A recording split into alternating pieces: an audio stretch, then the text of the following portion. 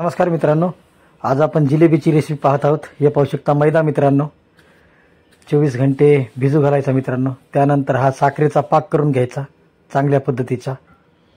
हे पाहू शकता मित्रांनो, आणि हे तेल गरम करून घ्यायचं मित्रांनो, आणि अशा पद्धतीने जिलेबी तेलामध्ये तळायची मित्रांनो।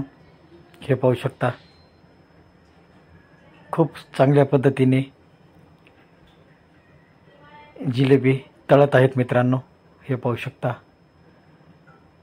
आणि कलर चेंज होईपर्यंत मित्रांनो जिलेबीला तळू द्यायचं। हे पाहू शकता, अशा पद्धतीने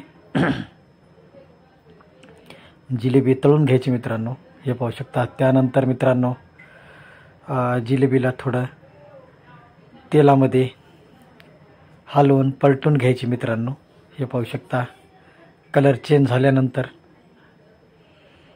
थोडी पलटी मारायची। हे पाहू शकता, अशा पद्धतीने। आणि त्यानंतर मित्रांनो हे पाहू शकता, पलटी मारल्यानंतर ही आपल्याला पाकामध्ये सोडायची आहे मित्रांनो। हे पाहू शकता, अशा पद्धतीने पाकामध्ये भिजू घालायची आहे मित्रांनो। हे पाहू शकता, आणि भिजल्यानंतर हे पाहू शकता, एक पाकातून काढून एक 2 मिनटं मित्रांनो थांबायची, आणि त्यानंतर जिलेबी काढून घ्यायची मित्रांनो। हे पाहू शकता, अशा पद्धतीने। धन्यवाद मित्रांनो, व्हिडिओ लाईक आणि शेअर करायला विसरू नका।